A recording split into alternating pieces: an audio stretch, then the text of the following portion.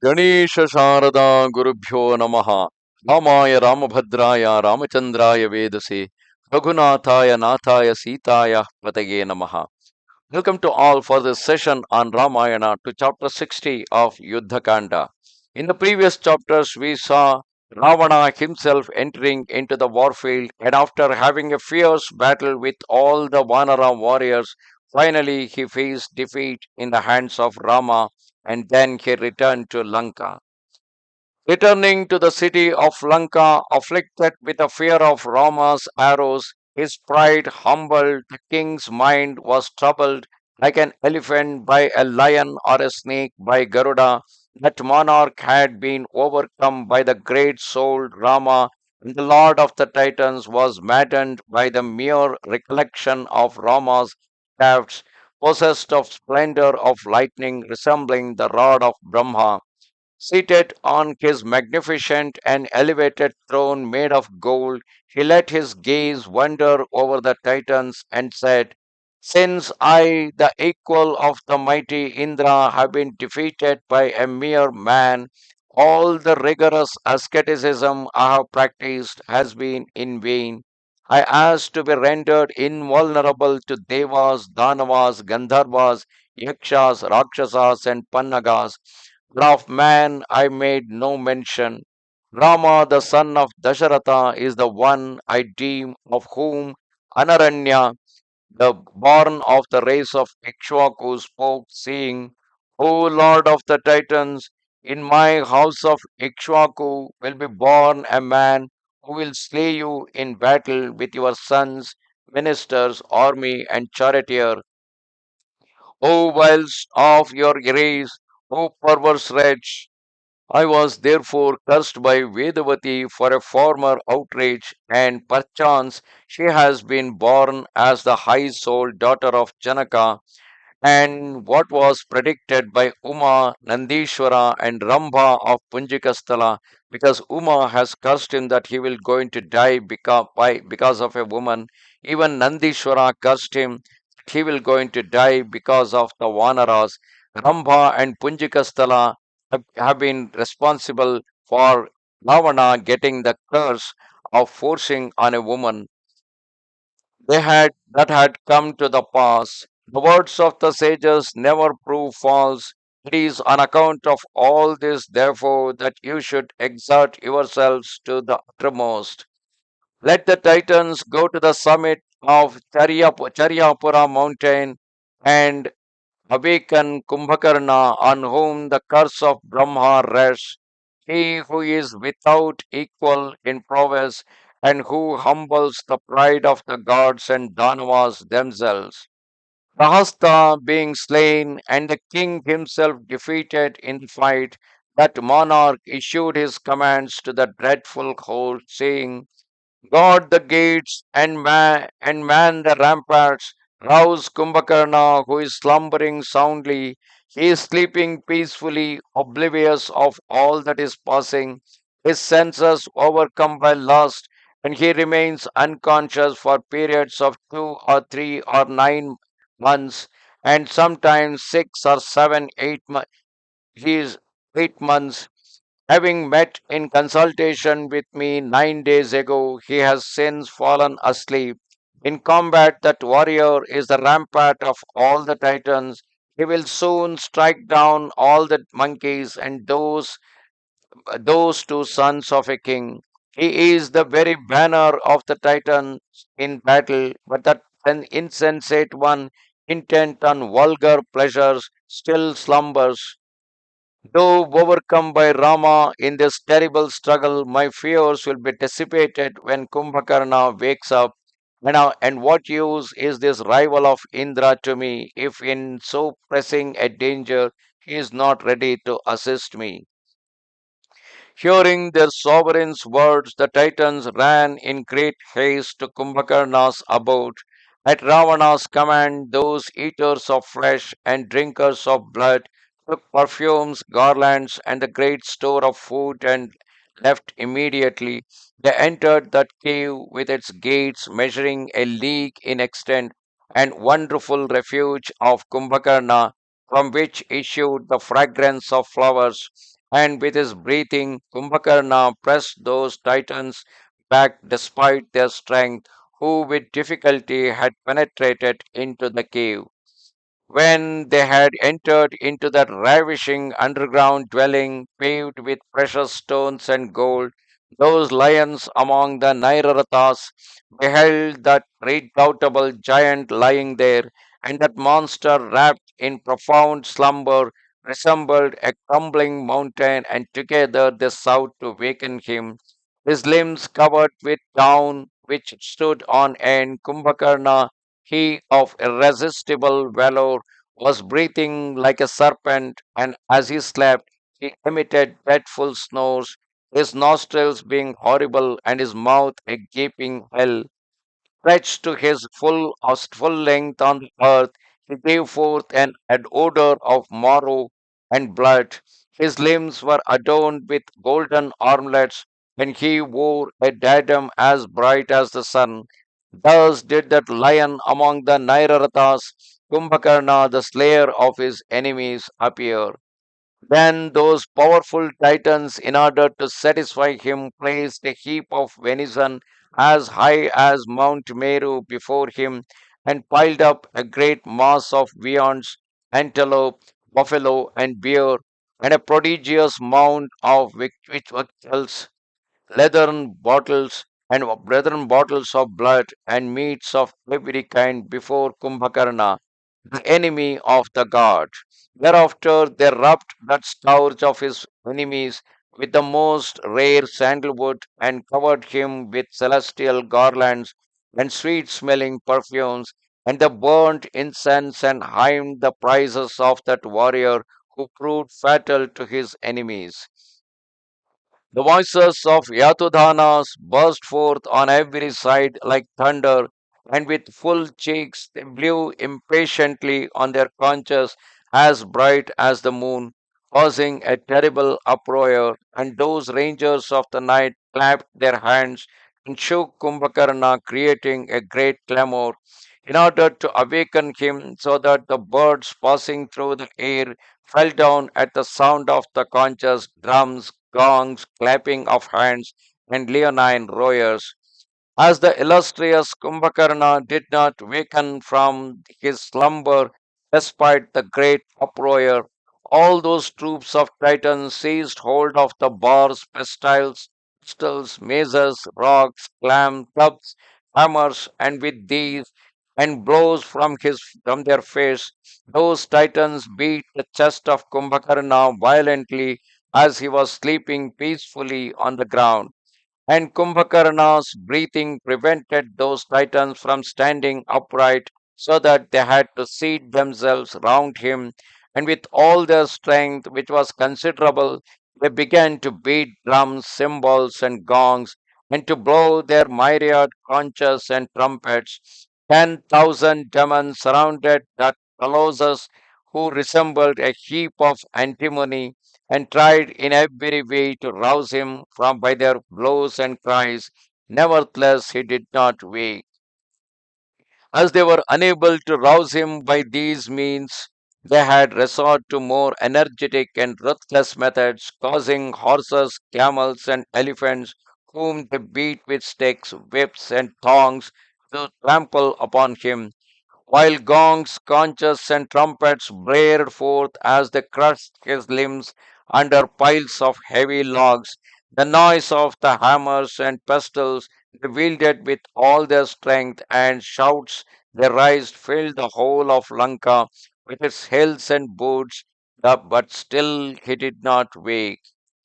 Then they beat 1,000 drums simultaneously with sticks of refined gold, but yet he did not stir from his profound slumber, being under the spell of the divine curse. Finally, those powerful rangers of the night, growing enraged, redoubled their efforts in order to rouse the Titan, and some beat drums, some shouted, some tore out his hair, and others bit his ears, pouring hundreds of pitchers of water into them. But Kumbhakarna, plunged in deep sleep, did not stir. Some armed with dagger struck that mighty titan on the head, chest, and limbs, but that monster did not wake.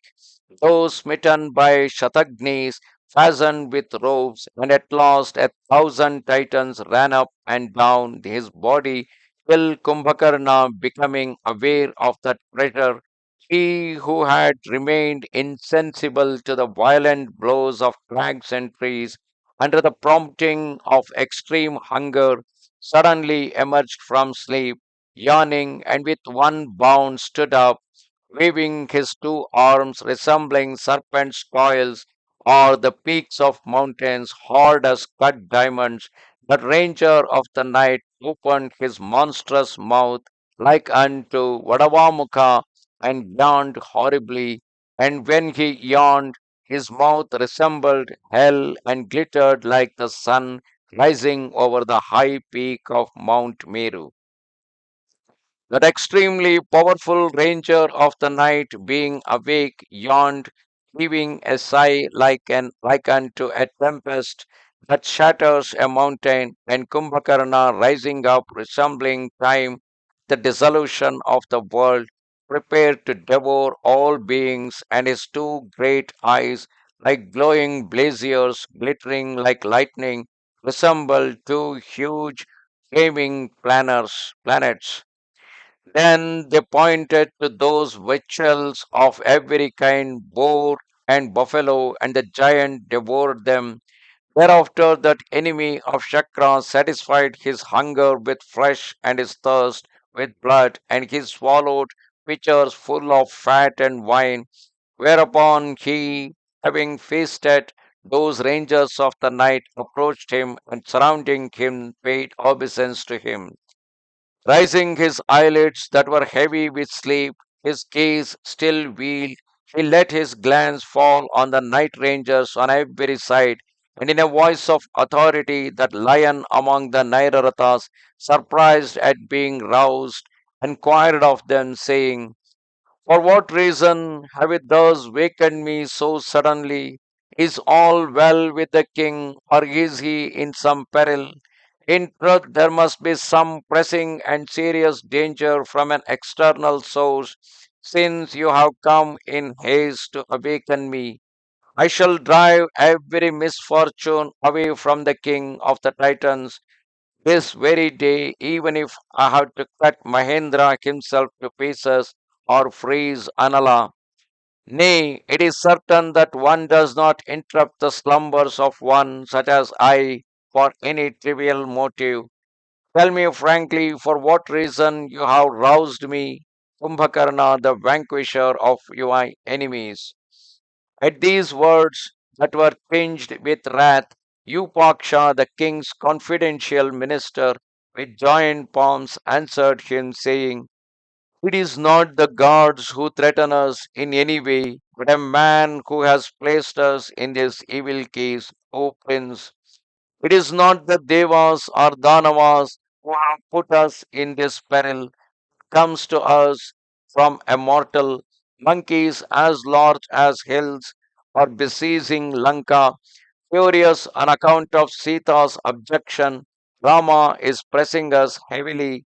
Recently, a single monkey set fire to our great city and slew the youthful Prince Aksha with his escort of elephants.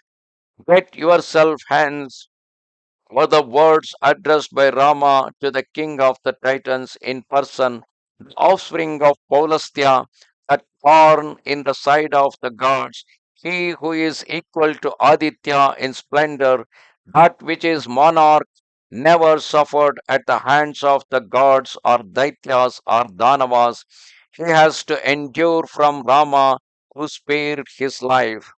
Hearing from Upaksha that his brother had been defeated in combat, Kumbhakarna, rolling his great eyes, said, this very day, O Upaksha, the whole army of monkeys with Lakshmana and Raghava will be destroyed by me on the field of battle after I have presented myself before Ravana.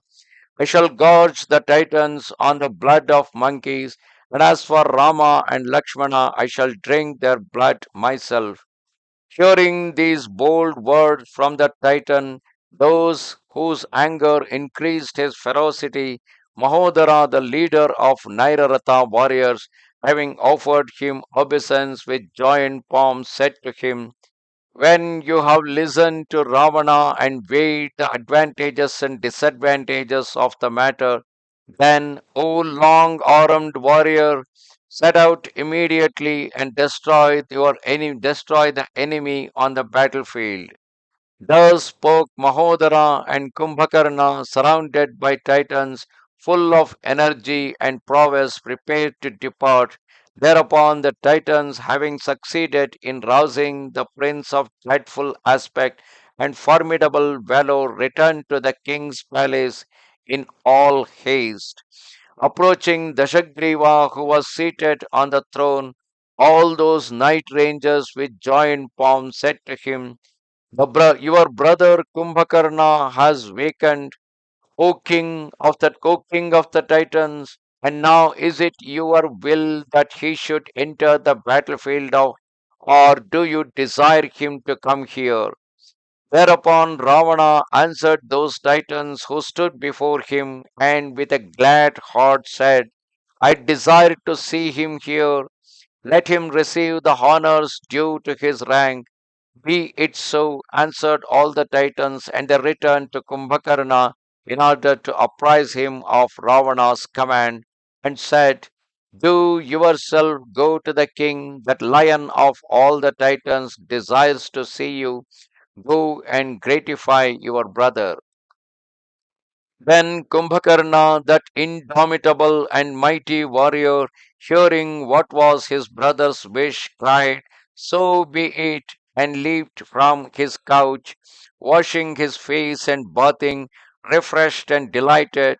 He desired them to bring him to drink with speed, whereupon they brought him a soothing draught, and those Titans hastened to carry out Ravana's commands and presented him with wines and meats of every kind. Having swallowed 2,000 full pitchers, Kumbhakarna prepared to set out, and slightly inebriated and flushed, he was exhilarated and filled with energy.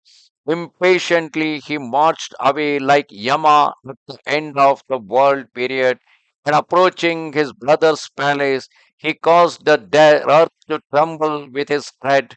His body illumined the royal highways like unto that orb of a thousand rays which gives light to the earth, and as he advanced, surrounded by a circle of titans, paying him obeisance, he resembled Shatakratu approaching Swayambhu's abode, seeing that slayer of his enemies on the royal highway monster as high as the peak of a mountain, the inhabitants of the woods stationed outside the city, as also their leaders, were seized with sudden panic.